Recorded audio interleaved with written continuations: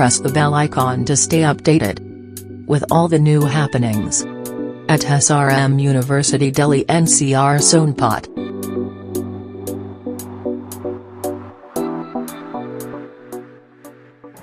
Good evening to everyone present here today. In the year 1948, the United Nations General Assembly adopted the Universal Declaration of Human Rights. Ever since then, every year on 10th of December, the world observes Human Rights Day.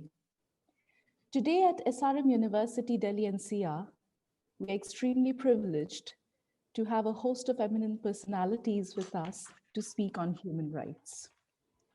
I'm extremely privileged to welcome our eminent speakers of the day. Today with us, we have Honorable Mr. Justice Ravindra Methani, Honorable Mr. Justice Rajiv Bhalla, Professor Dr. Nishtha Jaswal, Professor Dr. Anand Pawar, and Professor Dr. Paramjit Singh Jaswal as our speakers. I would also take this occasion to welcome our Registrar, Professor Manish Bhalla, Dean Academic Affairs, Professor Samuel Raj, Dean Law, Professor Ashok Kantru, Controller of Examination, Mr. Vikram Barara, Director Administration, Mr. Manoj Madhavan Kutti, Director Admissions, Dr. Pankaj Sharma, our faculty members, students, participants. A very warm welcome to all of you to this webinar on human rights. So without any further ado, I think we should begin the day the webinar. And our first speaker of the day is Honorable Mr. Justice Ravindra Methani.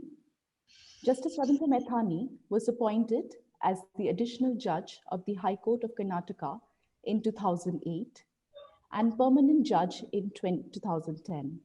At present, his lordship is the sitting judge of the High Court of Uttarakhand.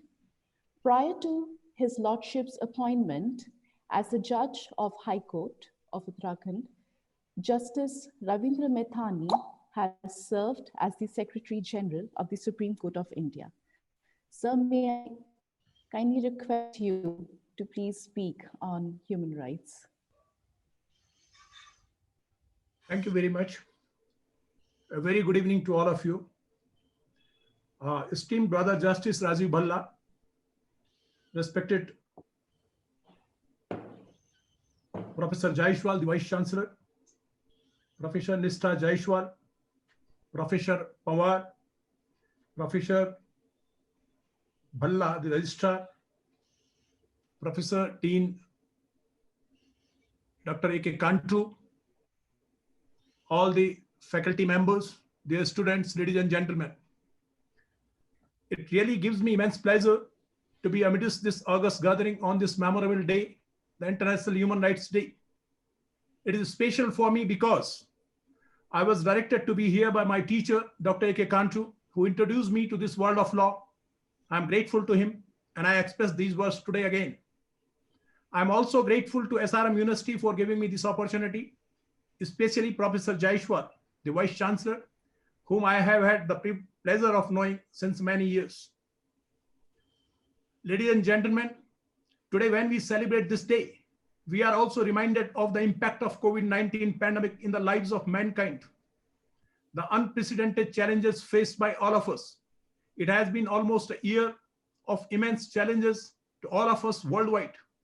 Human suffering and pains were also witnessed in different forms during this pandemic. How can one forget the visuals of thousands and thousands of workers walking back to their homes with their families, including children, old, aged, ailing persons, a child taking the shroud of his mother at a railway station who allegedly died of starvation, a child sleeping on a briefcase which was being pulled by his mother, migrant workers who, with a hope to relax for a while, fell asleep on a railway track and were crushed beneath the wheels of a moving train. These all and many other visuals and news have shocked the conscience of any sensitive person. The choice was tough between lockdown and economic activities. In fact, Lockdown has affected many daily wagers who could not earn their daily meals. The issue of livelihood and health were against each other. Both are basic human rights. Right to livelihood, which in fact is within the right to life. Today, it may be also a movement for all of us to reflect as to how we contributed during pandemic to make the nation stronger and stronger. It may be striving towards excellence in one's own field of activities, or by preventing human rights violation, or by assisting human rights defenders, or maybe having a role of human rights defenders itself. Each person who is born free, but the societal interests, conflicts create inequalities in the society, which one confronts in his life. These inequalities give birth to varied determination and discriminations. Inequalities and discriminations are the basic causes of human rights violation. It is basically done by those who are in power or stronger than others. A weak person always seeks help to protect his existence of life, his existence of livelihood, and many other factors which makes their life meaningful. As the name denotes, the human rights are rights which the person gets merely because of his existence as a human. I need not remind the august panelists and all the viewers that these are the rights of being a human. These are but natural rights. In terms of charter, laws, and declaration, if we trace and look it back in the year 2015, we all know that King John of England, to settle certain political crisis, issued Magna Carta. To no one will we sell, to no one deny or delay right or justice, was proclaimed by it. American Declaration of Independence in the year 1776 also recognized that all men are created equal, that they are endowed by their creator with certain unalienable rights. These are the human rights. And among these are life, liberty, and pursuit of happiness. If we look at the aspect, in the year 1789, the National Assembly of France also recognized that are born and remain free and equal in rights. The aim of political association is the preservation of natural and imprescriptible rights of man. These are human rights again. These rights were claimed to be liberty, property, security, and resistance to oppression. We all have seen the devastation caused by World War I, but the way the World War II was fought, which lasted for almost 6 years, devastated the heart and soul of humanity. In this war, humanity or human rights, in fact, cried beneath the boots of the soldiers. Its voice was lost in the loud sound of sirens, bombings, and movements of military. Millions of civilian died, millions of army personnel died in this world war, and many more were left injured. Deliberate genocide, massacre, and starvation has left deep marks in the history of mankind.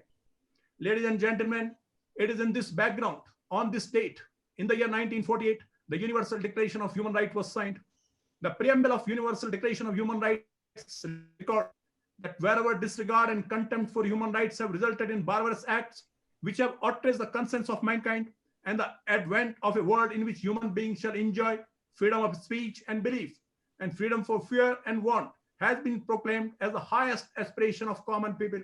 Article 1 of the Declaration claimed all human beings are born free and equal in dignity and rights. They are endowed with reasons and conscience, and should act towards one another in a spirit of brotherhood. It was the time when India had gained its independence. The process of drafting constitution was underway. Long freedom struggle has resulted in independence, and the task to create a document which may define each and every organ of the state and their functions was incredibly tough. The Constitution of India was thus framed after long deliberation. It is a document which has revolutionized the society.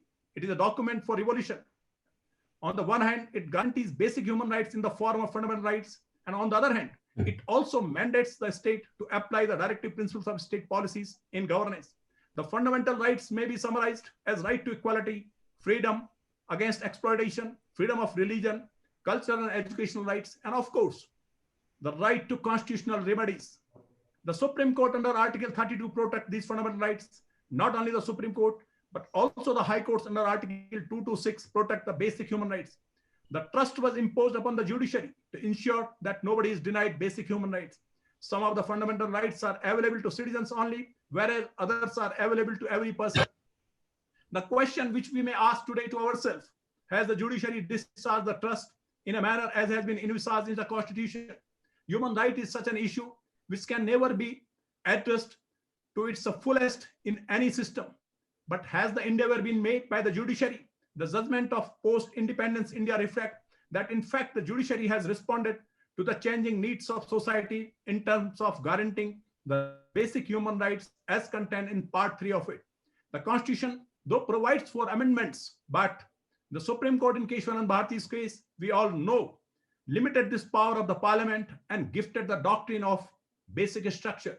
The basic structure of this document cannot be changed. In fact, not only the fundamental rights, but the constitutional consents may also be gathered from the preamble of Indian Constitution, which secures justice, liberty, and equality. Justice, social, economic, and political. Liberty of thought, expression, belief, faith, and worship. Equality of status and of opportunity, and promoting fraternity while assuring the dignity of individual. The juristic attitude of judges has been expressed in the judgment of Ranganath Reddy, and the court held, I quote, "We have been guided by the thought that an all too large gap between the law and public needs arising out of narrow notions must be bridged by broadening the constitutional concepts to suit the changing social consciousness of the emerging welfare state. The rule of law and protection of law was made available not only to a fortunate few, but also to the poor and weaker sections of the society. Public interest litigations were accepted as a collaborative effort to ensure that constitutional and legal rights, benefits, and privileges reach each section of the society. In the case of People's Union, the court observed that public interest litigation is brought before the court, not for the purpose of enforcing right of individual against another, as happens in the case of ordinary litigation, but it is intended to promote and vindicate public interest, which demands that violation of constitutional and legal rights of large number of people who are poor, ignorant, or in a socially and economically disadvantaged position should not be unnoticed and unredressed. Right to life and personal liberty has gained utmost importance. It has been given wider meaning. From enacted law, it has been redefined to undergo the test of reasonableness. We all know in the case of A.K. Gopalan, the majority had held that Article 22 is a self-contained code. Therefore, a law of preventive detention need not satisfy the requirements of Article 14, 19, and 21. But it has gone immense change subsequently. And in the case of Menka Gandhi, it was held that the procedure given under Article 21 must answer the requirement of Article 40. It must answer the test of reasonableness. It must be right and just and fair, and not arbitrary, fanciful, or oppressive. Right to life has been defined as rights not merely to the continuance of person's animal existence, but a right to the possession of each of its organs, his arms, his legs, etc. Handcuffing and fetters, sadistic and moralizing. In the case of Prem Shankar Shukla, the court that when there is no compulsive need to fetter a person's limbs, it is sadistic, capricious, despotic, and demoralizing to humble a man by manacling him. Custodial violence, including torture and death in the lockups, were held as a striking a blow at the rule of law. In the case of D.K. Basu, the court laid down guidelines which were to be followed in case of arrest or detention till legal provisions are made in this behalf. It has in fact given great relief to those who otherwise would have fallen victim at the hands of police by indiscriminate arrest or torture in order to extract information or confession. It is nothing but protecting human rights of an individual in case he is arrested. These directions minimize the chances of custodial violence. Friends, discrimination on the ground of sex has always been viewed as an attempt to encourage discrimination and inequalities. Modesty of women has also been upheld by the Supreme Court in the case of Neera Mathur. The court, while observing that particulars required to be furnished by a woman employee were indeed embarrassing, if not humiliating, also directed that such information should not be required to be furnished by a woman employee. The court observed that the modesty and self-respect may perhaps preclude the disclosure of such personal problems. The Supreme Court not only interpreted and laid down guidelines wherever necessary, but also moved ahead to enforce international covenants. In the case of Vishakha, in the absence of any enacted law to prevent sexual harassment of women at workplace, the court laid down guidelines. And in the case of Neelavati Mehra, we all know, Bahula, that it is not the court held that it is not helpless, and that the powers given under Article 32 imposes a constitutional obligation to forge such new tools which may be necessary for doing complete justice and enforcing fundamental rights. Most importantly, the court held that in the appropriate cases, the court can award monetary compensation as well. Right to life has been held to include right to privacy, speedy trial, live with human dignity, enjoyment of pollution-free water and air to full enjoyment of life, access to road, rights of laborers to live with human dignity in context to bonded labors, right to free legal aid, and many other rights. The rights of women have been upheld in different contexts. In the cases of Sahabanu, Triple Talaq, and Sabrimala temple cases. In case of National Legal Services Authority, the court held that the issue of choice of gender identity has all the trappings of human rights. The court issued direction and declared that the transgender persons have the right to decide their self-identified gender, and the governments were directed to grant legal recognition to their gender identity, such as the male, female, or a third gender. There are many other cases decided by the high courts and even in Supreme Court upholding and protecting human rights. Almost in all the spheres of human activities, the courts have intervened to protect human rights. One of such discussed and debatable human rights is access to justice. All the rights given in the statute may not be realized by an individual if he has no access to justice. In the case of Amita Kushwaha, the Supreme Court identified 4 aspects to it. The state must provide an effective adjudicatory mechanism. The mechanism so provided must be reasonably accessible in terms of distance. The process of adjudication must be speedy, and the litigant access to process must be affordable. On access to justice, there have been various reports of Law Commission and directions of the Supreme Court. In the case of All India Judges Association, long back in the year 2002, the Supreme Court directed that the number of judicial officers in the state be doubled and judge population ratio of 50 per million be achieved. In the year 2015, India had the judge population ratio of 18 judges per million. It is undoubtedly understaffed in comparison to other countries. There are countries where judge population ratio is 147 per million.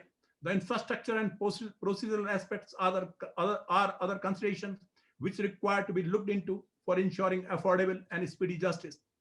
Judiciary in this country is in fact striving hard to fulfill its constitutional trust in protecting human rights and ensuring access to justice. I must tell you that at all fronts, the existing system is being examined, monitored, and reviewed to further improve the system in terms of infusing information technology or using other tools to expedite the process and make it more affordable to each one. We all know that large number of litigants conclude their journey at the trial court level. The magistrate may at the initial stage always ensure that human rights of an arrestee are not violated. In fact, remand is first scrutiny of arrest. There have been directions to the magistrate to ensure that an arrestee is not without legal assistance. In case an arrestee is not in a position to engage a lawyer, he is provided legal aid at the state expenses. A little interaction with the persons brought before the magistrate may always reduce chances of custodial violence, which is otherwise a serious concern. In the drive of legal aid programs, the lawyers at different levels are also associated. They are required to visit jails to provide legal assistance to the inmates. Not only this, paralegal volunteers also work as a bridge between legal system and an individual. Ladies and gentlemen, if a law student is associated with legal aid programs during their college days, it may on the one hand help the legal aid program. On the other hand, it will also give an occasion to the students to come across the societal needs. It may help in sensitizing them to the issues, which in turn will help them to grow as an informed citizen or sensitized lawyer or judge or academician. I hope and trust that the future generation of lawyers and academicians will prepare themselves to meet the challenges in future. They may help to prevent human rights violations wherever and in whatever form they may be. Thank you very much for your patience. Jai Hind. Thank you so much, sir, for your insightful talk on human rights. I would like to inform our students and our participants that every year the United Nations, they allocate a particular theme on Human Rights Day, and today's theme, this year's theme is related to the COVID-19 pandemic and how we can build a better environment, a better situation where we can ensure human rights are central to the recovery efforts of as a part of, how well we can recover from this pandemic. Thank you so much, Honorable Justice Mr. Rajiv Mehtani. Our next speaker of the day is Honorable Justice Rajiv Bhalla. Justice Rajiv Bhalla commenced practice as an advocate in the Punjab and Haryana High Court in 1978. In 2004, His Lordship was appointed as a judge of the Punjab and Haryana High Court. On 4th March 2016, he demitted office, and currently His Lordship practices as an advocate in the Supreme Court of India. His Lordship has also served at various academic positions as the chairman of Punjab Education Council and the chairman of the Appellate Tribunal, RERA of Punjab till March 2019. And these are just a few positions to mention from a long list of services that he has done to different offices in India. So I will now request Justice Bhalla to please speak a few words on human rights on this occasion. Sir, your microphone is off. I'm sorry for that little glitch. And thank you very much for that introduction. And good evening to everybody. Justice Mehtani, for your erudite words on human rights. Now, once a sitting judge speaks, I, as a retired judge, have a difficult act to follow. And all the professors, with all the professors and all the people of academia who will obviously instantly criticize me and say that he probably didn't know what he was talking about. I'll give a slightly different take on human rights, which normally people don't traverse that area for reason of maybe they're too embarrassed, or since everything comes from the West, so nobody criticizes the West. So I'll just take a different take on human rights. I mean, I'm not making a nationalist speech. I'm not making a speech of any criticism, but I'm giving absolute facts. I'll just start by a little this thing. You all know that human rights presumably are a gift of the West. Now the West, after foregoing Plato, the Greek city-states, which gave rights to its citizens, embarked around the 15th and 16th centuries upon pillage, war, slavery, decimating the Americas. I think you're all aware of what they did to the Incas and what they did to the local American population. Denuding captured territories, not only of their resources, but also of their people. Slavery was a state-sanctioned business where charters were given to companies in Holland, in France, in Spain, in Italy, Genoa, Vienna, Venice, all city-states. It was the order of the day, slavery. Human capital was what money was made on. Human capital is on what West founded its huge cities, the cathedrals, the universities that we all have, the French universities, all our universities founded on human capital, on the misery of the African slaves, slaves coming from different parts. And then you see, there was a stage when right from Egypt up to the Philippines, the entire world was answerable to some European country or the other. Answerable not only for its existence, but also for their rights, political, social, even their rights to walk on a street, even their rights to enter a restaurant. even the rights to enter the carriage of a train depended on what your master told you. And the master obviously was sitting in London or in Antwerp or in Brussels. You all know the stories of what happened in the African countries, the Northern African countries, the Middle African countries, what happened in the Congo. South America, Africa is an example, but you know what happened there. I hope, if not, then please try and read up. That will give you an actual account of the difference in how we perceive human rights and how they perceive human rights. So during these centuries, why I'm taking you through all this is I want to take you to 1948. What happened and why this human rights declaration came about. The arrogance of power was so absolute and so overbearing that, you see, all of Africa was the white man's burden. We were the jewel in the crown, but the jewel in the crown was for what purpose? All countries, there were only three countries, three areas in the world which were free. One was the Russia country that was with Russia. Second was Europe itself, and third was China to an extent. So we talk about human rights in that context. But then we come to the 17th and the 16th century when little voices began to be raised.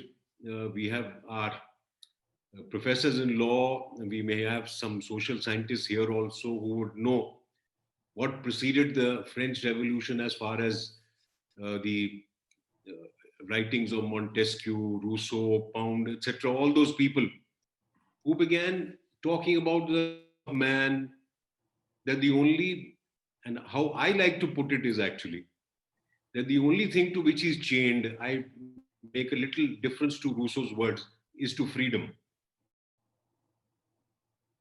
So man was free, and who was this freedom for actually?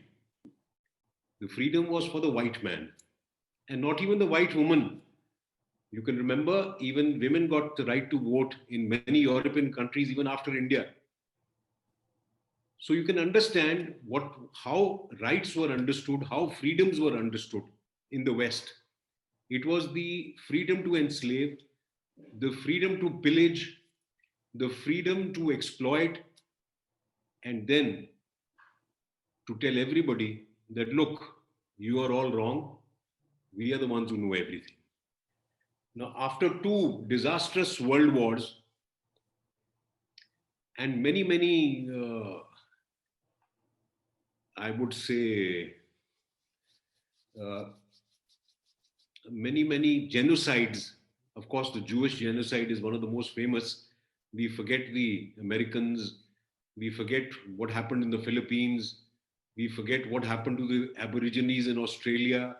We forget what happened to the Bantus in Africa. We forget all that.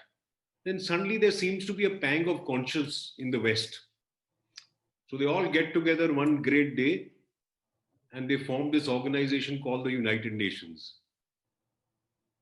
I'm sorry, I may be sounding very cynical on this, but I thought somebody must stop this beating of drums, and somebody must show the mirror to everybody on this human rights business. I won't call it a business as yet, because I think there's still a chance of somebody to do something better. And so we come with this universal declaration of rights, as if it's somebody suddenly discovered the moon. And a small little aside, you see, if they found America was already there, but how come they discovered it? They say we discovered America. Similarly, they discovered human rights. And in 1948, they decided to give us the human rights. All of us, we got these human rights. And 48, if you remember, we had just got our independence. Most of the world was in shackles, or I would say in slavery.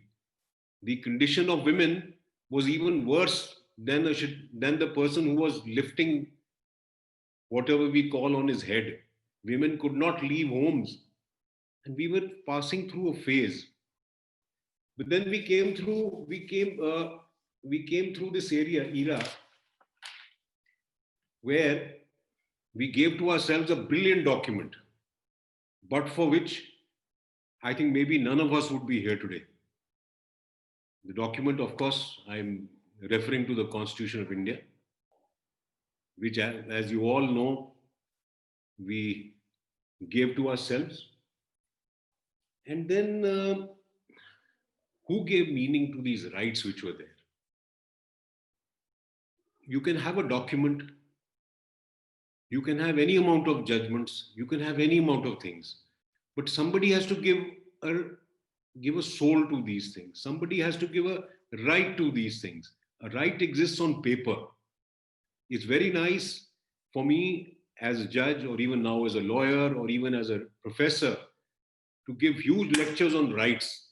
But what does it mean for the common man? It means nothing for the common man. Absolutely nothing. If you all know it, we are a country that killed its daughters. We are a country that killed outside the womb and inside the womb. We are a country that did not allow people to walk on the same road, exactly what the white man did to us and to others. So, who eventually made these rights or crystallized these rights? The credit, of course, in my opinion, you may say you are very biased, you belong to that part of the community. It's the courts which gave us all these rights, which enforce them. The bureaucracy betrayed us. The politicians did it only when they wanted to do it. But it's the courts, despite all our failings, despite all our errors, despite all the controversies, despite whatever you may say, if you did not have the courts, do you think you would have had Keshav Nand Bharti? Do you think you would have had the basic structure of the Constitution? So actually, in my opinion, the biggest human right that we have today is Keshav Nand Bharti and the basic structure of the Constitution, from which every judgment of the Supreme Court, which interprets Article 21, draws its breath. Without that judgment, I'm quite sure privacy would not be a fundamental right. Right to food would still be languishing in some corporate silos. Right of an individual to choose to have a different sexual preference, to marry in a different environment would be a dream. Well, it's soon, in many places, it's still a mirage, and that mirage is being given more, is being added to. I'm sorry, I'm not being political, but I'm just stating facts. So who gives us all these fundamental rights? If you look at the judgments of the Supreme Court right from the 50s, in the 50s and the 60s, 63, if you remember that famous Punjab judgment which came from Punjab, I'm just forgetting its name, where the Supreme Court did castigate the police on those documents they have where you got to report to the police, but they said, no, privacy is not a fundamental right. But then the court corrected itself. Later, repeatedly corrected itself. When a matter came to the court where they said this woman is a woman of easy virtue, you can recall, all of you will recall the words that are used in that judgment, that she was brave enough to admit her easy virtue. So can you castigate her for that? I may sound as if I'm holding a candle for the courts. Then I hold a candle for nobody else.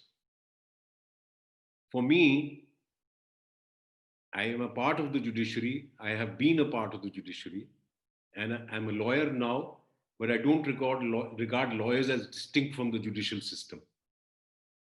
We are all there one, and therefore, if we don't stand up for our rights and for the rights that the Constitution gives to us, I'm sorry, you will have a situation where you will soon be questioning even the basic structure of the Constitution. Nothing stops any government from defining the basic structure of the Constitution. Nothing stops any government from amending the Act to remove a fundamental right, the Constitution.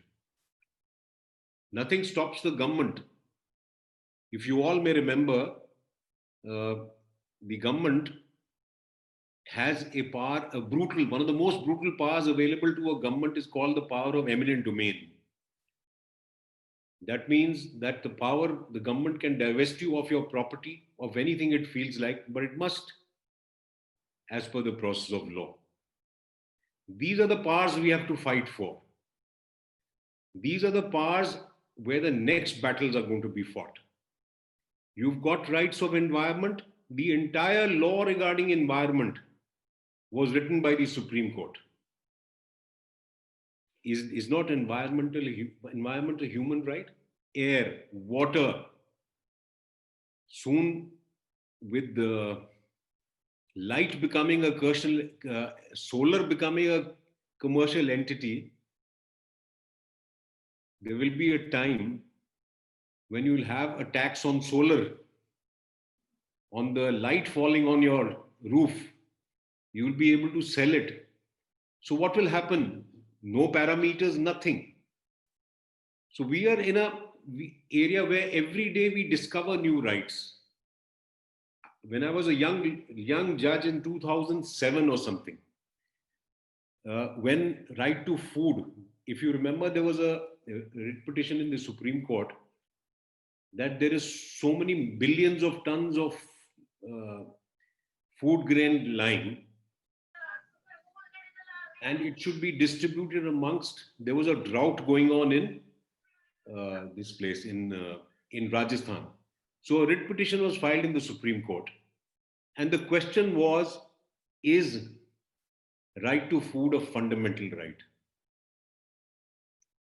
It started from there, and you all know what the answer is, and you all know what eventually Parliament was eventually enacted.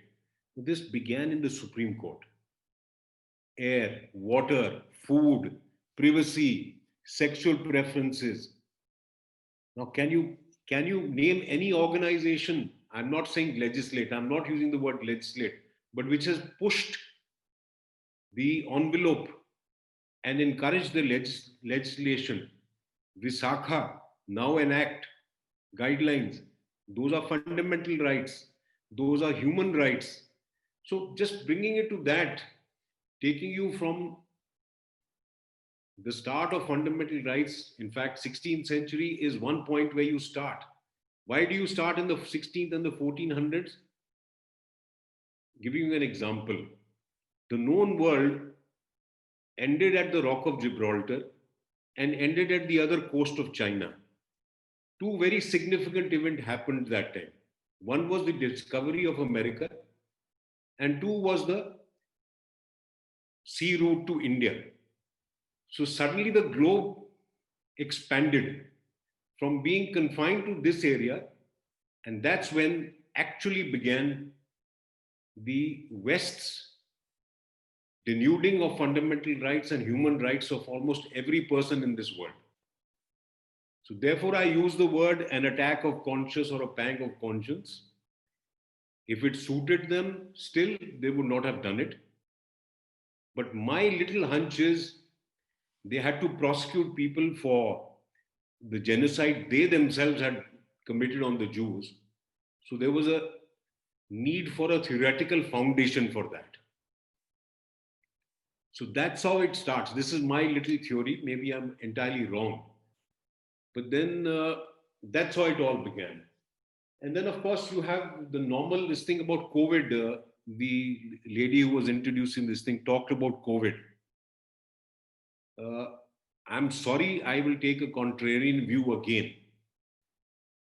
COVID is this thing in which governments all over the world have violated almost every human right available to every person when it has suited them. Governments allow people to congregate when it suits them, put people in jail when it suits them, release them when it suits them. So there is a dark side to COVID. We all have a complete sympathies for the millions who've died. We have a complete sympathies for the people who have suffered, for the people who have lost their jobs, who've lost their livelihood. There's a very, very dark underbelly to it. All governments in the world have misused COVID to denude people of fundamental rights, to play with human rights, and therefore let's hope the vaccine, which I don't know whether we will have a fundamental right or a human right to receive a vaccine, or again we'll have to pay some industrialist to get 2 shots of the vaccine. And then there's another question which I'd like somebody in the academic world to address. Would receiving the vaccine be a human right, a fundamental right, or will we again have to pay up for it? Or are our rights now going to be linked to some corporate entity or the other?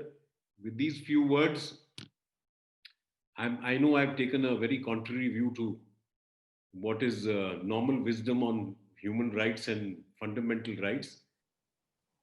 But I think my job should always be to push the envelope somewhere or the other. So thank you very much. And I hope all the best to everybody, as well as to the panelists and to the college. Thank you very much. Good evening. Good night. Thank you, sir. Thank you. Thank you so much, sir.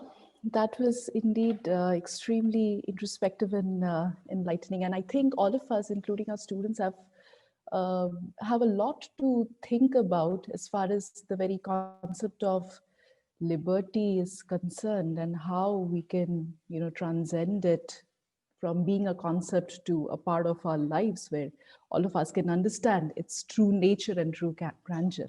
Thanks a lot once again, sir. Thank you. I would like to make a tiny announcement for the participants. We can have a short Q&A session at the end of the session today. However, I would request the participants to leave their questions in the chat box, strictly pertaining to the theme of the day, that is human rights. Of course, depending on the time that is left, according to that, we will try to take up some questions. And I'm sure our panelists will be more than happy to respond to those questions. Moving on, our next speaker is Professor Dr. Nishtha Jaswal. Professor Nishtha Jaswal, Vice Chancellor, Himachal Pradesh National Law University, Shimla, has been appointed as the first woman Vice Chancellor of the university. With over 34 years of academic and research experience, Professor Nishtha Jaswal specializes in constitutional law, administrative law, environmental law, and human rights. In the year 1992, Professor Jaswal was conferred with the British Academy Visiting Professorship Award. She has served at various academic and non-academic positions. Member of Chandigarh Commission for Protection of Child Rights, Advisory Committee of Institute of Correctional Administration, Chandigarh, State Level Authorization Committee of Punjab under the Transplantation of Human Organs Act 1994, and Advisory Committee, Nari Niketan Chandigarh, just to mention a few. Her book titled Environmental Law has been cited thrice by the Supreme Court of India in the landmark judgment reported as in re-noise pollution. Ma'am, may I now request you to kindly share your views on human rights? Thank you, Dr. Biswas.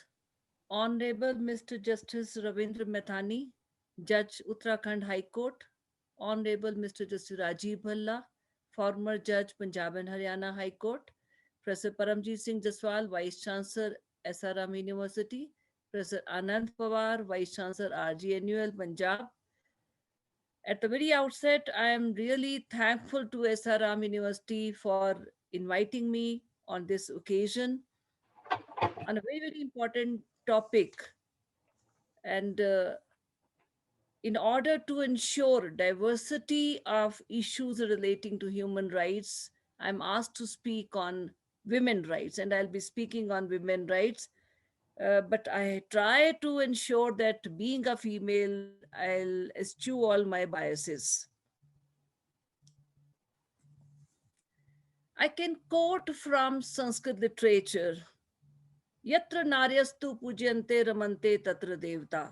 At the same time, I can quote, Na asti matri sama chaya, na asti matri sama gati, na asti matri sama tranam, na asti matri sama prapa. Which means there's no shade like mother, no resort like a mother, no security like a mother, and mother is the life giver.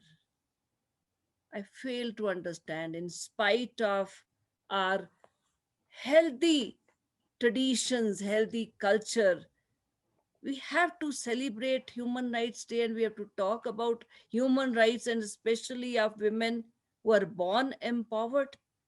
We have to talk about their dignity. And I'm a great fan of Honorable Justice Krishna Iyer. Krishna Iyer was forced to say that woman is not Mrs. Man. I can also quote Lord Denning when he said, a wife is no longer her husband's chattel. Or in the recent times only, Justice Deepak Mishra saying, husband is not master of woman. It's not today. Even Mahatma Gandhi said, woman is the companion of man gifted with equal mental capacity. If we start the journey of life of a woman, everybody takes birth and everybody dies. We have to question ourselves how much intervention we have been doing when the female wanted to take birth. I'm referring to female feticide and female infanticide. Centuries old problem. 1994, the legislation was enacted, PNTT Act, amended in 2002, and it was renamed as, because preconception stage was also included, PCPNDT Act. No sex determination and no abortion in case of female fetus. In spite of that, the year 94, this act was passed. 2016, the Supreme Court had to issue guidelines, voluntary health organization, for implementation of this act. There are plethora of cases. Time is short to explain all the cases. With God's grace, women could take birth. She was growing up. Right to education we take as a fundamental right under Article 21, which was interpreted by Mohini Jain's case or Unni Krishnan case, and then Article 21A, when 86th Amendment Act 2002, this article was added, and even there was 11th fundamental duty, one amendment under Article 45 of Directive Principles of State Policy. In spite of that, we are having slogans like Beti Bachao, Beti Padhao. I proceed further. She grows up. She has her own autonomy and she can decide to marry a person of her choice. Suddenly, honor killing of the family, of the clan, of the society comes into picture. It is really hurting that we had to knock at the doors of the court to claim that right to marry is a fundamental right. I'm referring to Lata Singh of 2006. And I would like to refer to Arumugam Sirvai versus State of UP of 2011. Supreme Court observed there's nothing honorable in honor killing or other atrocities. And in fact, it is nothing but barbaric and shameful murder. I can refer to Vikas Yadav of 2016, where Supreme Court said her individual choices are self-respect and creating dent in it truly destroying her honor. We have so many cases. I can refer to Asha Ranjan, I can refer to Shakti Vahini. If we further pass on and she decides to come out of the secure walls of her home and join working for the society or earning, joining shoulder to shoulder to men, number of issues may emerge. How can we forget Air India versus Nargesh Mirza of 1981 or CB Muthamma of 1979, where discrimination was shown in the service rules? Time is not again enough to explain these. How can we forget Mackinnon Mackenzie versus Andre DeCosta of 1987, when there was disparity in payment to the stenographers and the question was of equal pay for equal work? No doubt, we have Article 15, Clause 3 from the remaining equality provisions or freedom from exploitation, or Article 21, which talks about right to life, personal liberty. 15 Clause 3, where special provisions can be made in favor of women.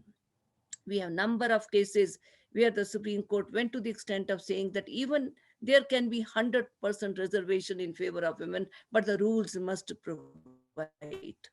I can refer to K.P. Prabhakaran's case of 1997 or Gayatri Devi Pansari of 2003 or S. Renuka, where there was in the background that the family courts, the Mahila courts should be manned absolutely by the female judicial officers, but could not materialize because of dearth of female judicial officers. I appreciate Satyanarayana Sanabonia of 2003 and Kamala Nantha versus State of Tamil Nadu of 2005, where the Supreme Court could go to the extent of saying that no remission to be granted when crime is committed against women. In the workplace, this is not the only situation where she had to ask for a favor or where she was discriminated. Even I can refer to Vishakha versus State of Rajasthan 1997. Now, this was the worst condition. Women being harassed sexually at workplace. And Supreme Court issued guidelines in Vishakha in 97. Complete guidelines are there. Again, mockery of the situation that the decision came in 1997 and this was to remain operative till the legislation is enacted, and the law was enacted in 2013, implemented in December 2013. I go further. It is not that she suffered outside the walls of the house, she suffered within the so-called secured walls of the house also. I'm referring to Domestic Violence Act, Protection of Women from Domestic Violence Act 2005. Number of decisions, but here, as I promised, I have to all my biases. These laws, including Dowry Prohibition Act or Section 498, these have been misused by the women to the maximum. I had been chairperson of Internal Complaints Committee of Punjab University for 4 years, and I have the living experience how these laws were exploited by females and how especially Domestic Violence Act became a money minting machine in the hands of the lawyers. We proceed further. After all, we have to maintain the dignity of women because the platform, the foundation on which Article 21 was widened, that is right to life, I won't say includes, means right to live with human dignity. If I merely refer to the cases pertaining to women, I can refer to Chairman Railway Board versus Chandrima Das of 2000. I can refer to Dinesh versus State of Rajasthan of 2006 and so many other cases where Supreme Court talked about dignity of women. Dignity of women. Now, we have Immoral Traffic Prevention Act, ITPA, which clearly says prostitution per se is not an offense. Women forced by circumstances for earning bread for the family may act like a prostitute. If we try to talk about morality, we can distinction between right and wrong. But if the question is of pangs of hunger, then everything is fair. That is why under the prostitution per se is not an offense.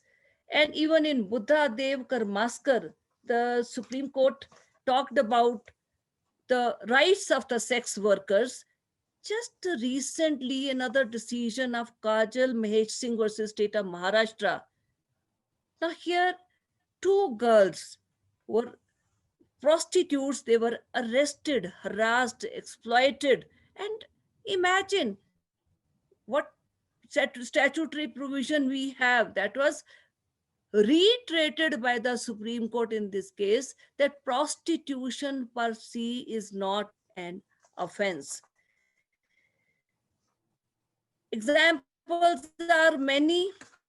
I may travel from Aziz to Revati to Joseph Shine, where now adultery is no more an offense. And I'll repeat once again, Justice Deepak Mishra saying, man is not master of women.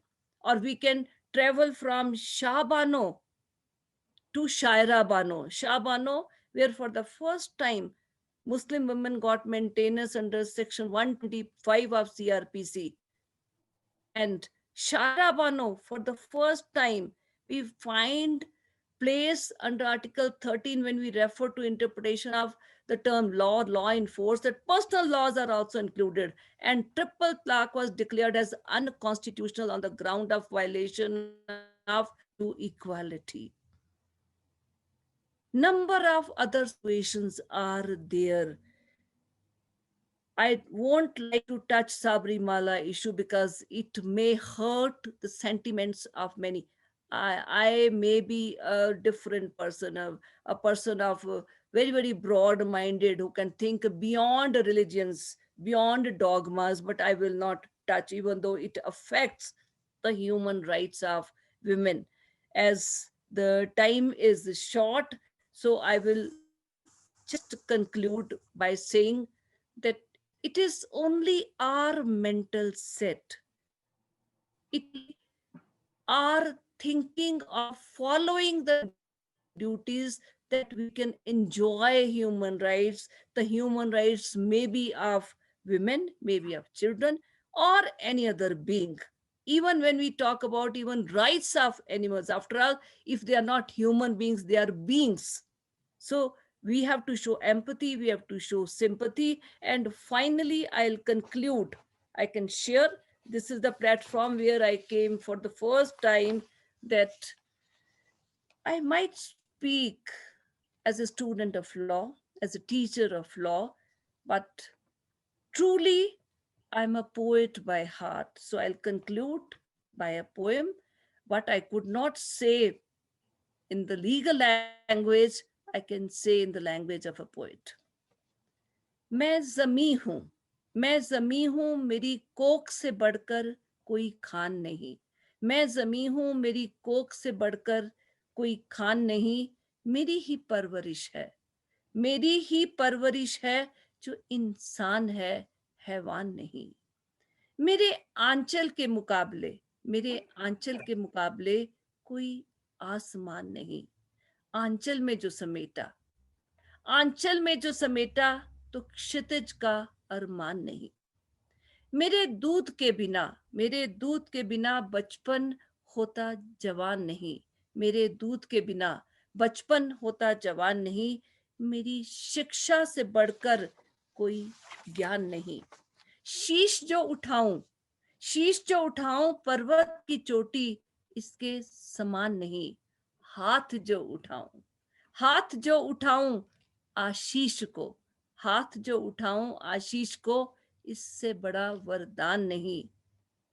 मेरी भावनाओं में समुद्र का तूफान नहीं, मेरी भावनाओं में समुद्र का तूफान नहीं, गंगा सी पावन बहती है मगर बेजान नहीं। ए बंदे मुझे कोई खिलौना जान नहीं, मैं सांसों का अविरल चक्र हूं, मैं सांसों का अविरल चक्र हूं, मौत का सामान नहीं। किसी रावण या दुर्योधन को शत्रु जान नहीं, किसी रावण या दुर्योधन को शत्रु जान नहीं, जब राम और युधिष्ठिर ने किया मेरा मान नहीं।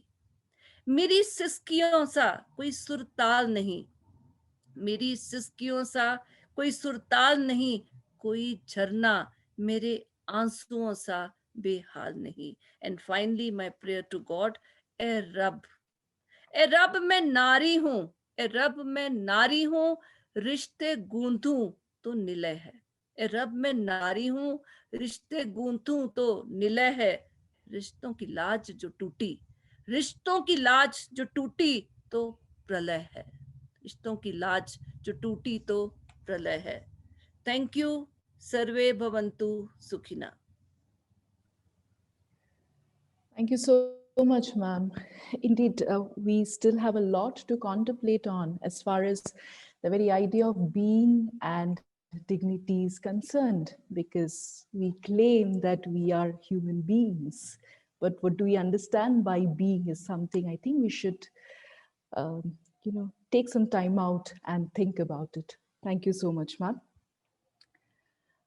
Our next speaker is Professor Dr. Anand Pawar. Professor Anand Pawar, the Vice Chancellor of Rajiv Gandhi National University of Law, is an eminent professor of law and a specialist in the fields of human rights, administrative law, consumer law, and so on. Professor Pawar has also served as the officiating registrar and Vice Chancellor of Hidayatullah National Law University, Raipur. He has innumerable publications to his credit. To just name a few, some titles are Right to Information and Analysis of Judicial Reflections, Legal Protection of Child Labor in India, Socio-Legal Analysis of Honor Killings in Punjab and Haryana. And these are just a few titles that I have mentioned.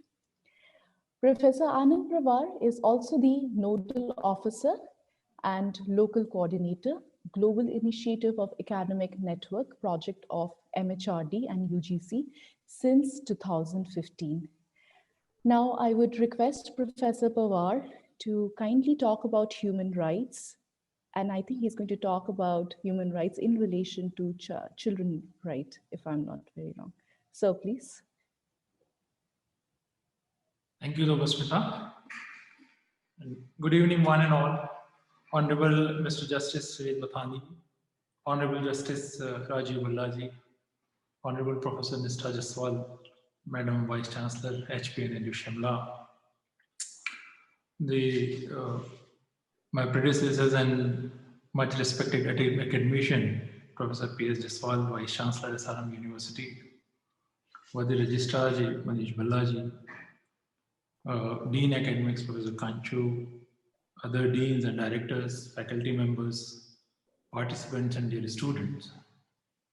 You can understand my difficulty that much of the content has already been explained, and being the fourth speaker, where Honorable Lordships and Professor Mr. Jaswal has explained almost all the dimensions of human rights.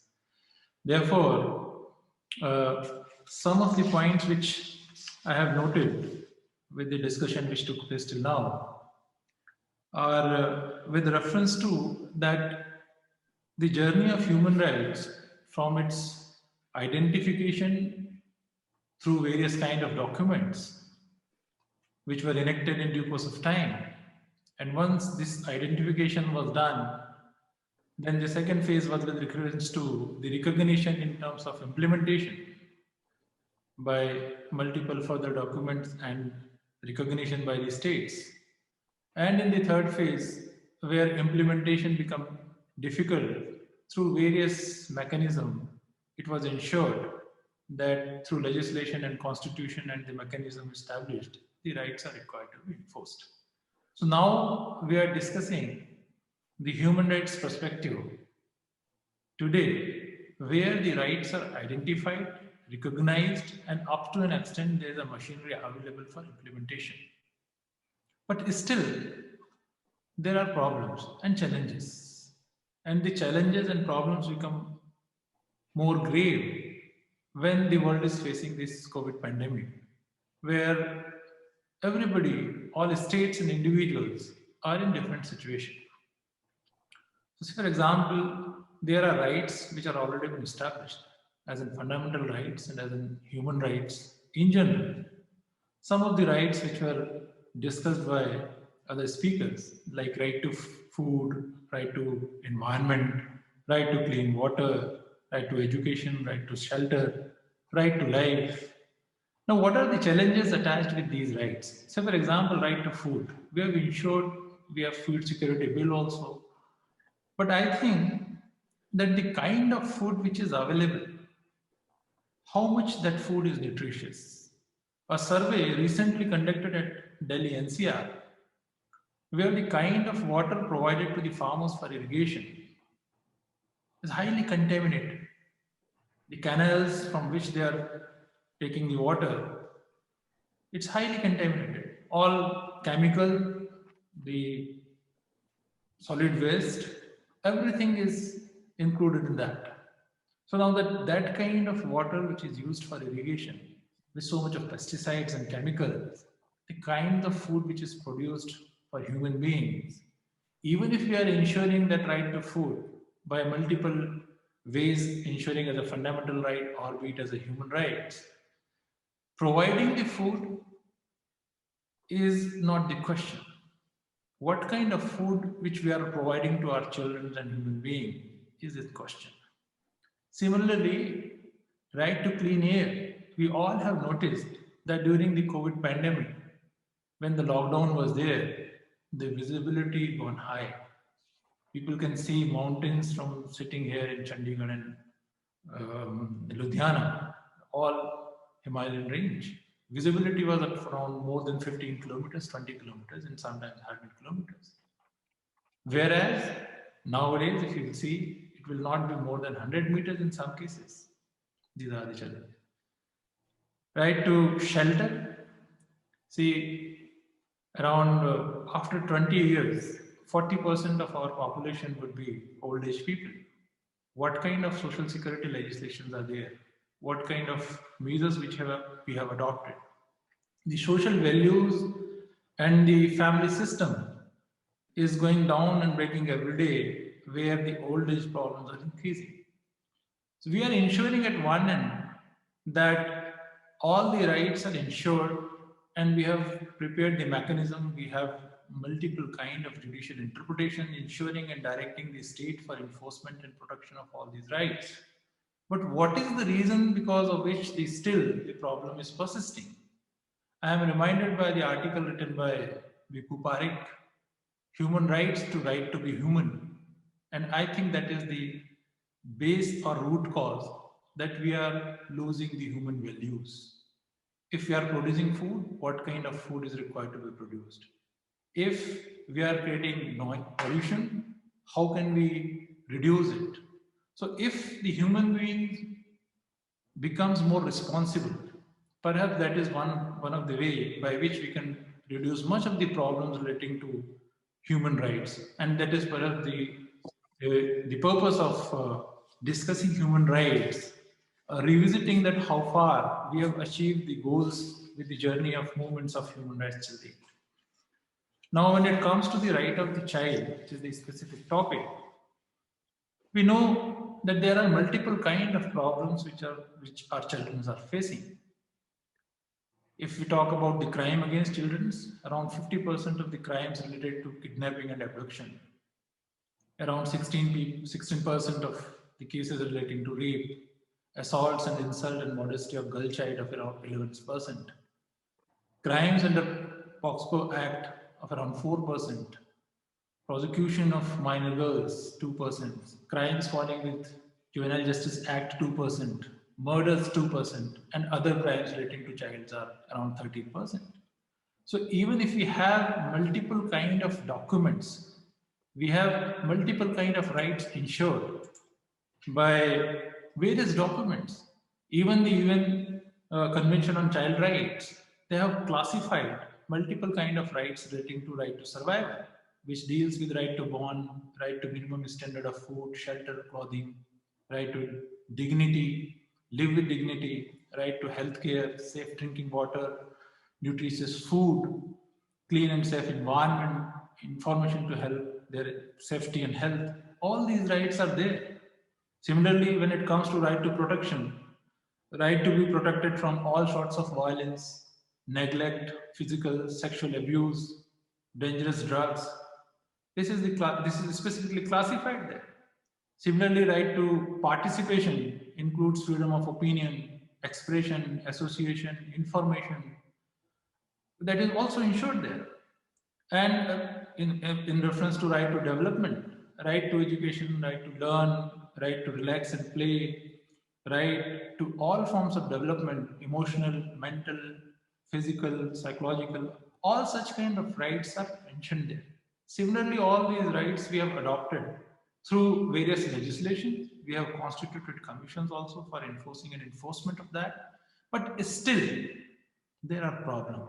So what kind of problems would be there, and how this COVID pandemic has increased all these problems is the real challenge. If we all can understand that what kind of challenges we will face after or during this COVID pandemic in India or in worldwide, then if we modify it according to that and be able to serve that, what are the alternative ways by which we can resolve such problem, would be a real contribution for today's discussion. So say, for example, the poverty is considered to be one of the main hurdle because of which the rights were not ensured. Now, in the pandemic, the total number of children living in poor households globally could reach just over 725 million in the absence of any mitigated policies. Nearly 2/3 of these children lives in Sahara Africa or South Asia. So the poverty is going to be more in terms of this COVID pandemic. It is rightly said that this is the universal crisis. And for some children, this impact will be lifelong in multiple ways. So one of the problems that the poverty will increase.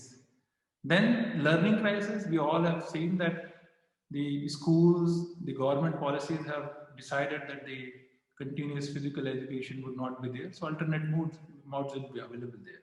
So potential loss to occur the learning of the today's young generation and for the development of their human capital has become more difficult. Around 188 countries worldwide have imposed countrywide school closure during this pandemic, which is affecting more than around 1.6 billion children and youths. So their education is affected. So if we have ensured right to education, how this kind of lacunas or whatever loss which has occurred in due course of time in this pandemic, how it will be recovered? That, and a large community of children will be affected by that. Then there is a continuous threat for survival of the child and the right to health of the children, which is again in danger due to this COVID pandemic.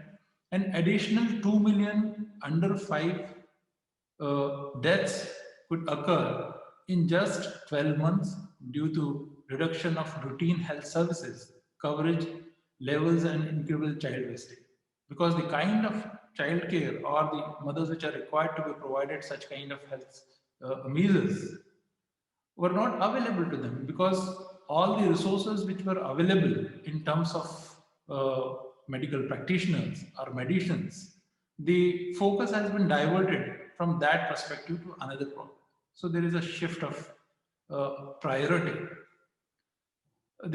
Another problem would be the resources. We all know that the governments or the states, they have very limited economic resources when it comes to the developing countries or underdeveloped countries. And therefore the budget allocation for protection of child rights or for implementation of all these rights which are ensured by multiple legislations and in constitution, there is a fixed amount as an ad or as in the budget itself. Now, when the earnings will be reduced, how far the governments would be able to provide more funds for securing all the rights. So economic resources management from the government side in terms of allocating more funds for protection of child rights would be real challenge in after the COVID pandemic. Now, the number of vulnerable children suffering from malnutrition would also increase because efforts to mitigate the transmission of COVID-19 are disrupting food system, upending health and nutrition services, devastating livelihoods, and threatening for food securities, which will more increase after this. Then reduced access to life-saving vaccines. We know that there are shortage of vaccines because in many countries the vaccines are not provided, because of which it will be more difficult. So now, whatever life-saving vaccines which were available before COVID pandemic, it will be more difficult. Now, vaccines say estimated around 2 to 3 million lives, but COVID-19 threatens to roll back decades of programs made in reduction preventable child deaths by hindering across these life-saving services. So the supply of life-saving vaccines will also affect. It will not affect the childs which are living in some developed country or European countries, but certainly those countries which are not having resources or appropriate medical facilities or in terms of vaccines. Now, right to health is considered to be one of the very basic rights for the children also. Now, during the COVID pandemic, if the vaccines will be available, how it will be ensured that the vaccination will take place for all those poor children who are in need of these kind of life-saving vaccines. So the situation will be more grave. Now, decade-long progress in fight of HIV or other kind of diseases, where the governments and the WHO and the United Nations or the other international national forums were working. Now, all these efforts due to this COVID pandemic is going to hit, because whatever programs which were run, that will delay the whole process due to this COVID pandemic, and it is going to affect the children the most. Now, increased risk of violence, exploitation, and abuse, it will be more in terms of the COVID pandemic, because lockdown measures can expose children to a range of risks, economic uncertainty, job loss, or disruptions to livelihood, social isolations. These are all the problems which may occur, and these are the direct results of this COVID pandemic on the rights of the child. COVID-19 could result into rise of poverty, therefore increase of child labor. Household use very available or with use of every available means to survive would be very difficult. These are all challenges. Why I am discussing this, that in spite and despite of all the rights which are mentioned there in the international documents, in the municipal laws, in the constitution, and various other legislation, we have multiple kind of legislation to counter all such. We have the Maintenance Act, Immoral Traffic Prevention Act is there, Child Labor Prohibition and Regulation Act is there, Preconception, Prenatal Diagnostic Techniques Act is there, Juvenile Justice Care and Protection of Children's Act is there, Prohibition of Child Marriage Act is there, Right of Child to Free and Compulsory Education is there, Protection of Child from Sexual Offence Act is there. All these legislations are there. But when otherwise in general circumstances, the rights are violated, in this difficult phase, it will be more difficult for protection of the child rights. The only hope with which we can fight is we need to change the mindset. As reminded by Bhikkhu Parekh, that this is the time when every human being should think like a human being. It's not about the human rights. It's about how to be human and to serve the humanity. If we'll work with this concept that we have to save the humanity, then much of the problems can be reduced. I am reminded by one of the Shriyat that it says, "Kah chuke bahut, sun chuke bahut, अब जो बच गया वो बस करना बाकी है. Thank you, one and all. Thank you. Great. Thank you so much, sir.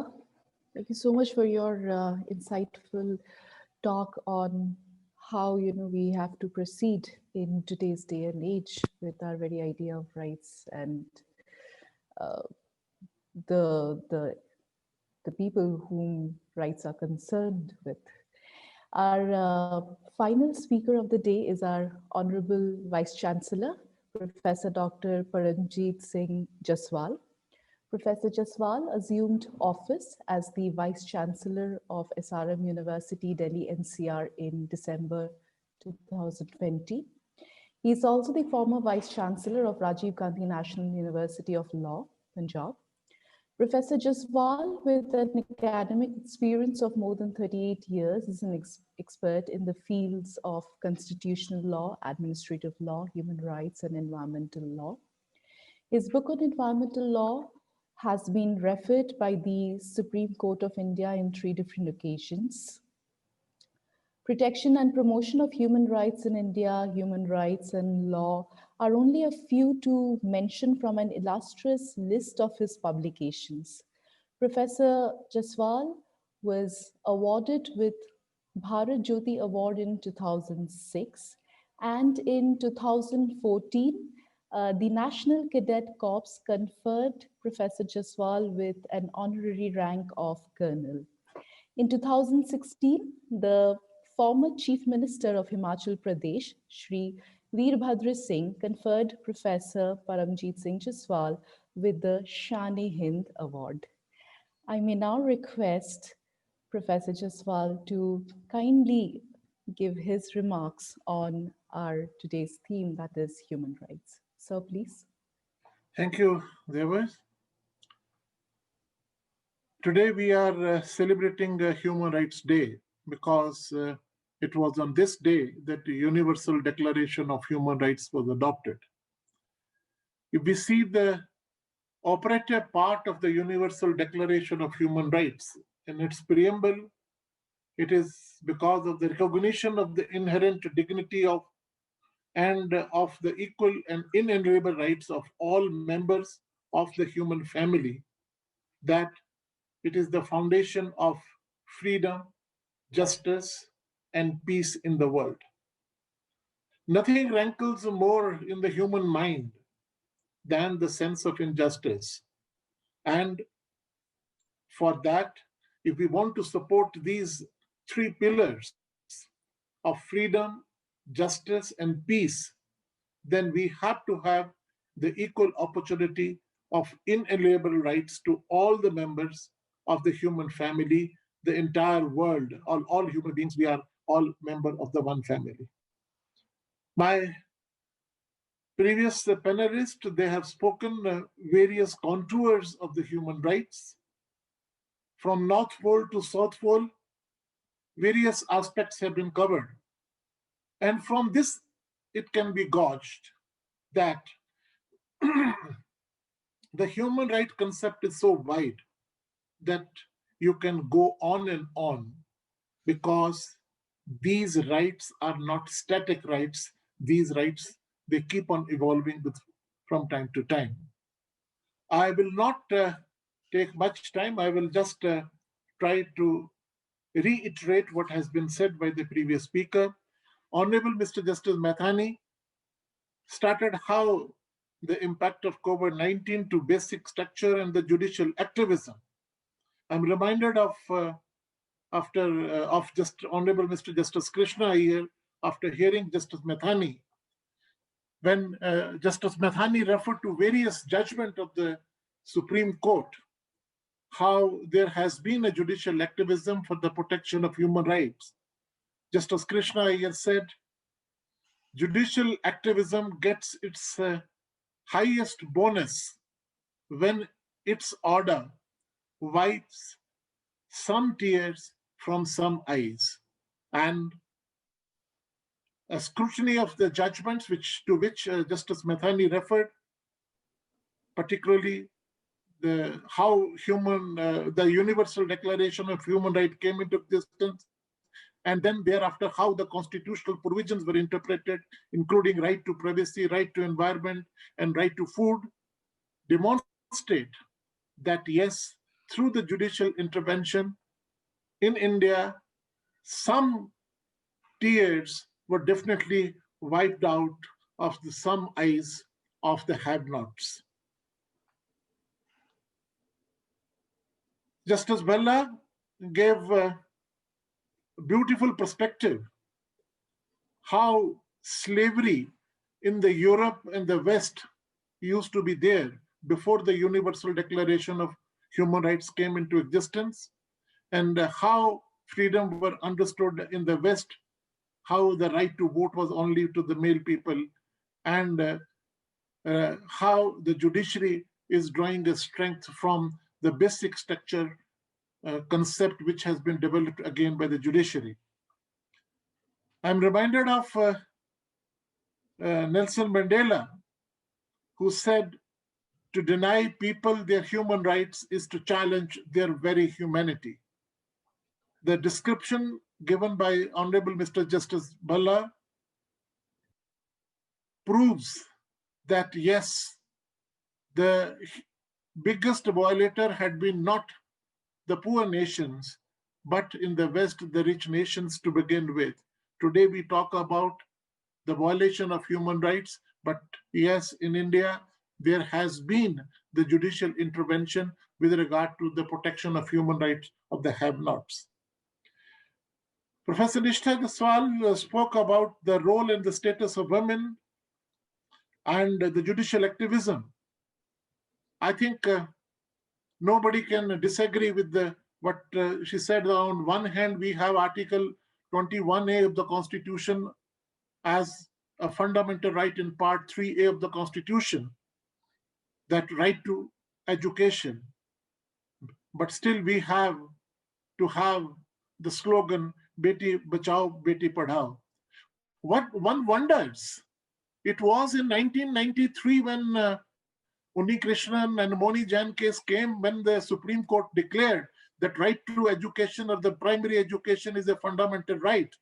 Under Article 141 of the Constitution, whatever the Supreme Court says or decides, it is as good as a law.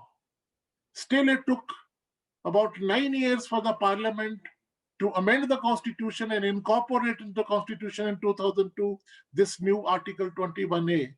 And for the legislature, the Parliament, it took further 7 years to make a specific legislation, and it further took 1 year. And finally, it was on 1st of April 2010 that Right to Education Act came into force. I do not know whether it is a coincidence or whether it was a design. 1st April is considered to be a fool's day, and we are being befooled because the majority of the children are still far, far away from education, at least from quality education. The point which Professor Anand Pawar raised, that COVID-19 situation which has been created, the consequence of that, how the rights of children are being violated. He has mentioned a large number of enactments. He has made clear a large number of situations where there is a threat to the existence of the violation of the human rights. I'm reminded of Martin Luther King, who said, injustice anywhere is a threat to the justice everywhere. And whether it is a threat to women, right, or their human rights, or whether it is a threat to the innocent children, that is a threat everywhere, threat of violation of the human rights.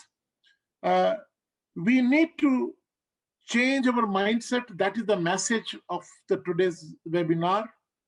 From human beings, we have to become more human oriented, have to follow the human oriented approach. If that approach is understood, and for that, the creation of a knowledge, the creation of awareness through the webinars like this is a very, very relevant. I would like to conclude with the words of Mother Teresa, who said, spread the word, the love everywhere you go. First of all, in your own house. Give love to your children, to your wife, to your husband, to a next door neighbor. Let no one ever come to you without living better and happier. Be the living expression of God's kindness in your face, kindness in your eyes, kindness in your smile, and kindness in your warm greetings. If this practice starts in each household, if we start treating the entire world as one human family, as contemplated in the preamble of the Universal Declaration of the Human Rights, then probably we can think of achieving a peaceful world where justice is not a distant dream and freedom is available to each and every person. Today, we are spending hundreds and thousands of billions of dollars in inventing and discovering and rediscovering making the weapons to kill the human beings. We have, as it is very famously said, we have the guided missiles, but misguided human beings. We have to become from misguided human beings to guided human beings. And for that, what all the panelists they have said, I reiterate that we have to become better human beings and respect the rights of others. And that when we talk about our freedom, our dignity, our rights, we have to talk about our duty also. And if we respect just first fundamental duty, which is given in the Constitution of India, to respect the Constitution and its ideals in the institution, I think the rest of the duties and protection of human rights will follow. So my request to the young minds and to all is to respect that first fundamental duty, translate that into the living reality and the living dream of all. With these words, I would like to thank Honorable Mr. Justice Methani. I know he was very busy in the court throughout the day, but still his lordship spared time to join us for this webinar. I'm also thankful to Honorable Mr. Justice Rajiv Bhallaji, whom I always claim, over whom I always claim my right, and his lordship has always obliged me by agreeing to participate in all academic functions. I'm also thankful to Professor Nishtha Jaswal and Professor Anand Pawar for sparing their valuable time and to have joined us for this webinar. Thank you one and all the participants who were with us during this 1.5 hour of webinar of SRM University Faculty of Law. Thank you once again. Thank you so much, sir. Now, if the panelists agree, can we have just few questions raised by the participants? If all of you agree, can yes, just... we can take up. We can take up. We will not like to. Okay, sure. The first question is regarding animal rights and human rights, and the participant has asked, like, can animal rights be equated with human rights? I mean, do we have any such scope where we can give equal, what do you call, respect to both animal rights as in how we give to human rights? Justice Bhallaji, would you like to respond to that?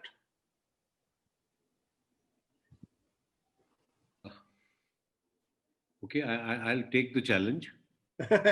No. I'll take the challenge. You know, I'm not one who runs away from any challenge. if you remember, I mean, I don't know whether any of you remember, but many of you would remember that I was the judge who rejected Mr. Pataudi's application for bail, even though he was entitled to bail when he had killed that deer while shooting in Haryana. You will also recall, if anybody accesses that judgment, there's a reference to Ashokan edicts on the rights of animals. Then we also have our own act and the rules. We have the Animals Act 1960. We have the rules for prevention of cruelty to animals. And there's a whole lot of, in fact, I can show everything to you. I have them with me right now. That's why I took up the challenge to answer these questions, because this is another part of my work which I do in the background. Dogs have, we are all part of having been harassed by street dogs. So as much as we protect our rights, we must protect the rights of all animals. And the law exists. I also had a case before me where somebody came to me and these Madaris had those 4 bears and they had been taken away by the government and put into a zoo. So he had come for release of that because it was an offense. Performing animals is also an offense. So he asked me to release it. No, I said no. I sent them to Chatbir Zoo, which is a famous zoo near Chandigarh. And actually, even keeping animals in zoo, in my opinion, zoo is also a violation of their rights. Because like human beings, animals are also free.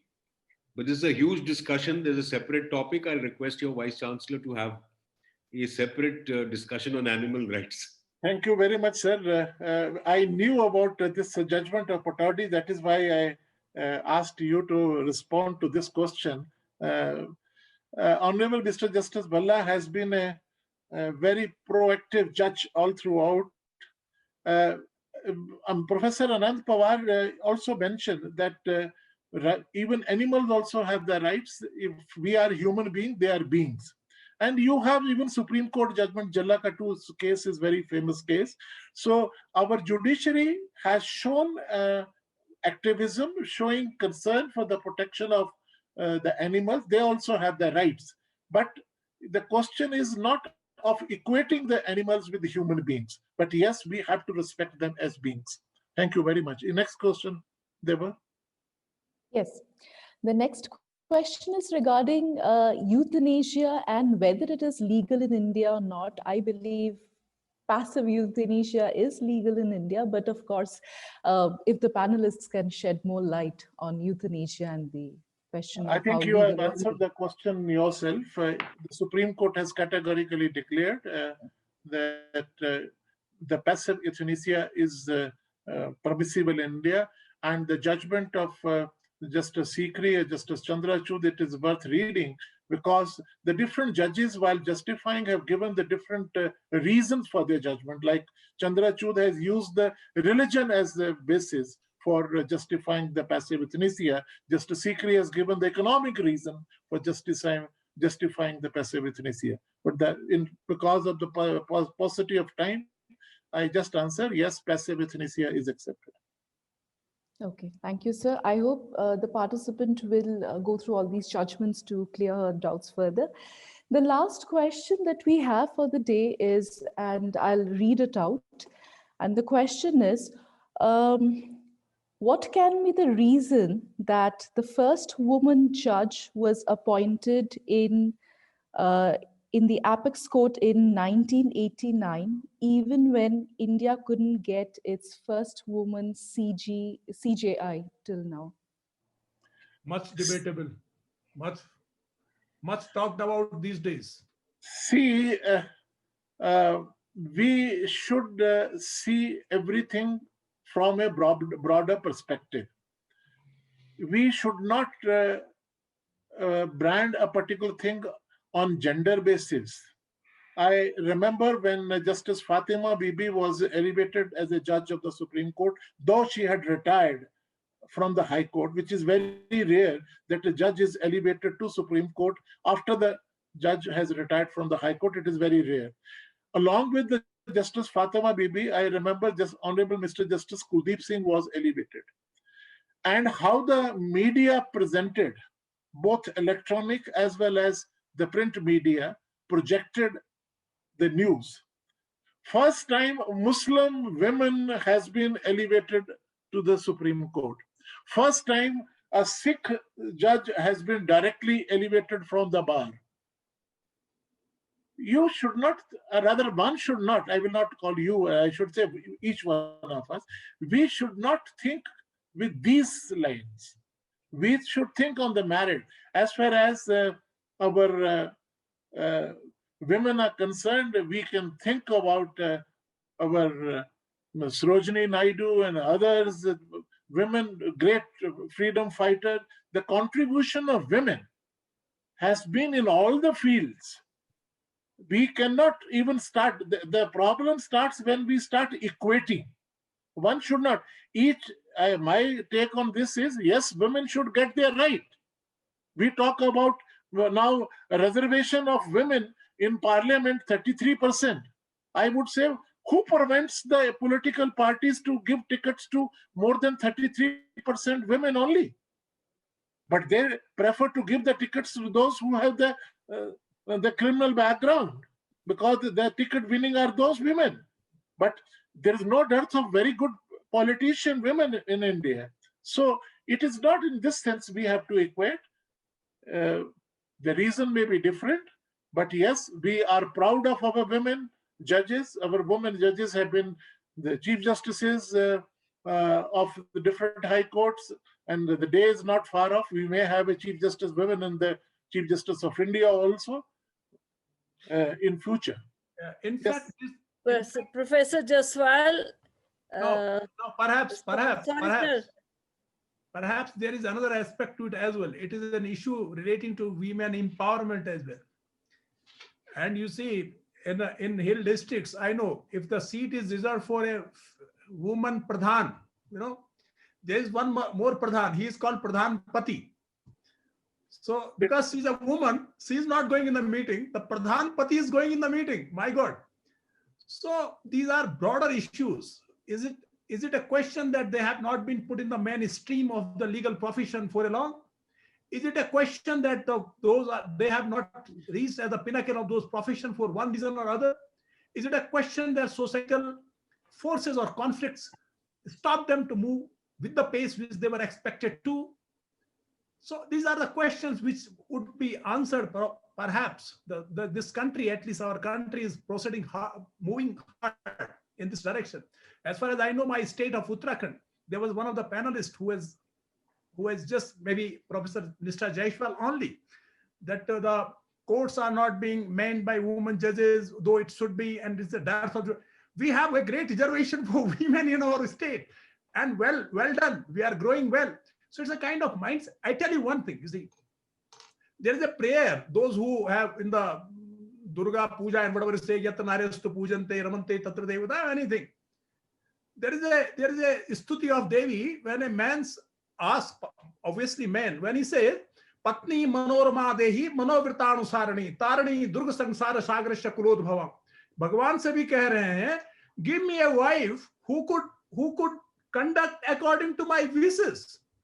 So these are very large issues, and Professor Jaishwal has rightly said that we should not have a kind of particular glass to gauze an issue. There are so many issues around it, and that is how it has to be viewed and answered and appreciated, perhaps. Thank you.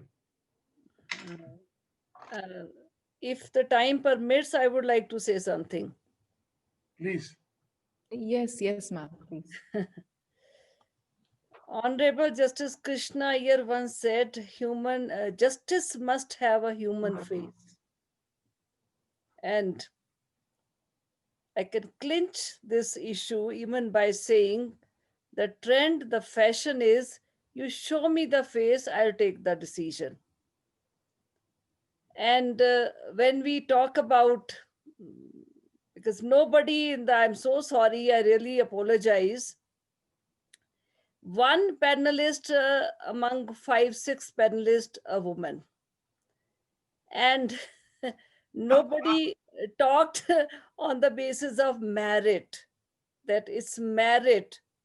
It's not question of bias, it's not question of discrimination, that if the women are meritorious, must be considered.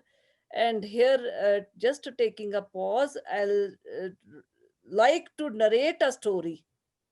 It's a very old story. If you go back to our traditions, मैं ये कहानी आपको हिंदी में सुनाऊंगी क्योंकि सबको हिंदी आती है।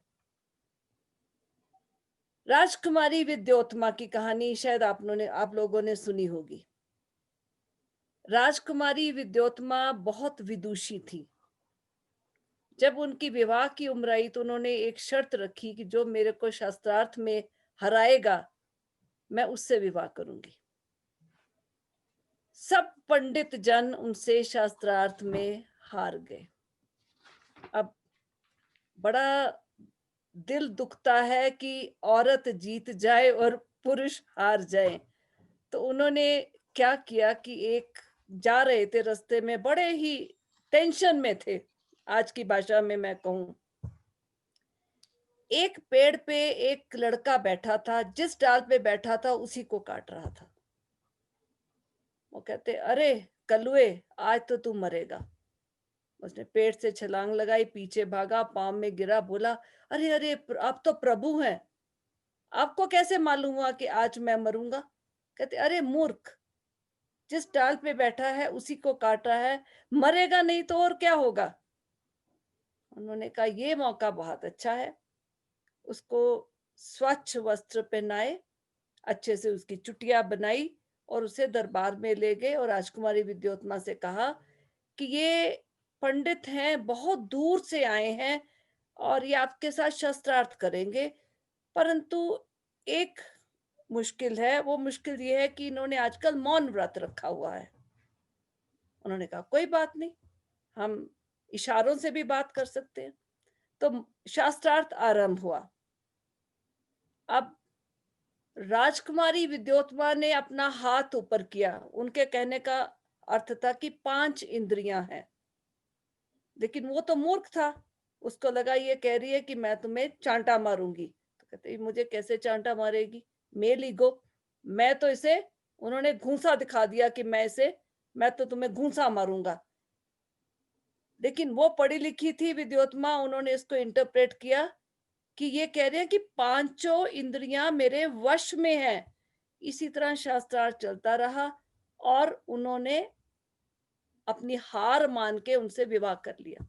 विवाह की पहली रात, उस समय जो पढ़े लिखे नहीं होते थे वो प्राकृत में बोलते थे, बाकी संस्कृत बोलते थे। तो पहली रात ही बाहर गधा रेंकने लगा तो वो प्राकृत में बोल पड़े। अब विद्योत्मा को सारी जो कॉन्स्पिरेसी थी वो समझ में आ गई और उन्होंने उसे धक्के मारकर घर से निकाल दिया। लेकिन मैं अगर वुमेन एम्पावरमेंट की बात करूं तो इस वजह से कलुआ बने संस्कृत के महाकवि कालिदास। तो आप बताइए एम्पावर्ड कौन है? Thank you. Thank you, ma'am. We do not have any other questions from the participants, but if any panelists want to raise any point or a question, please, the stage is open. I think we have already taken 1 hour and 46 minutes. And thank you so much. To deny people of their food, the evening dinner, and the family pleasure in the evening is also violation of human rights. So before I, being a vice chancellor of the university, is being accused of denying the human rights while talking about the human rights, let us once again thank all the panelists, all the participants for being with us this evening and talking about the human rights. The purpose of the webinar was to create awareness, and I am sure that with the eloquence, with the kind of knowledge which has been given to us by the panelists, we have become a little more aware about protection and promotion of human rights, from human beings to being human. That is the message of the day, and we will continue to remember the message or the theme which the United Nations has kept for this year: recover better, stand up for human rights. And we pray to Almighty that let us have the strength from the superpower to stay safe, healthy. Thank you so much. Good night to everybody. Thank you very much. Thank you so much. Thank Thank you. you. Thank you Thanks a very lot. much. Good night, sir. Good night. Thank you so Night, much. everyone. Good night, sir. Thank you. Good night. Night. Thank you, sir.